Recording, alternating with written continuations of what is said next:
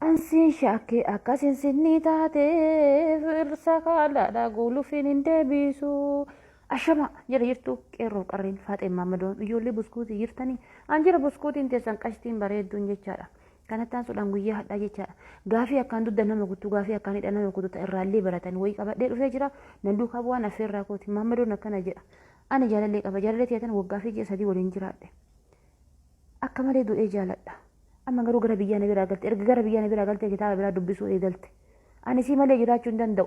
Surreetiyyaa nu dhee fajjeessa, sooftii nu fajjeessa, qabattoo nu dhee fajjeessa, dhagaa gubbaa bada muka gubbaa bada malee hin jiraadhu si dhabee akkam ta'ee argachuu danda'a isiin nagante waan ta'eef jedha. Yaa Maammadoo keenya dhageeffadhu tokkoffaa si eebbisa.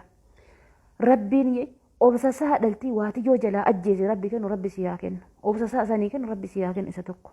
Lammata taree deebi'eetiin jaalala keessatti dhalas ta'ii dhiiras ta'iitii akka jaalalti jirtu jibbaan akka jirtu beekuu isin barbaachisa.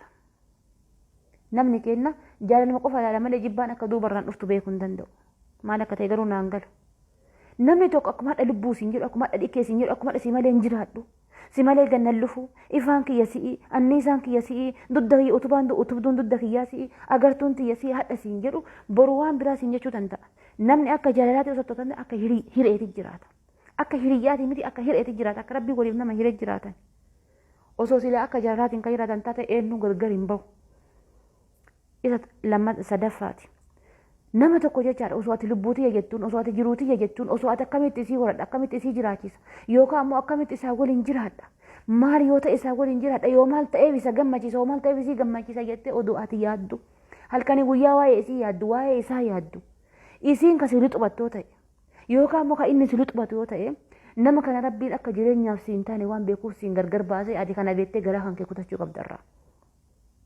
Namni kun akka bifaaf si jaalate yookaan akka qabeenyaaf si jaalate yookaan ammoo akka na argaaf si jaalate yookaan ammoo akka yeroo siin geggeessuu qofaaf si jaalate akka bultii teetiif hin taane akka eenyummaa kee hin kabajjine akka haateen kabajjine abbeen kabajjine osoo walitti dabalamtanillee jireenya keessan jireenya qaaqaa akka ta'e rabbiin waan beekuufi gargar isin baase.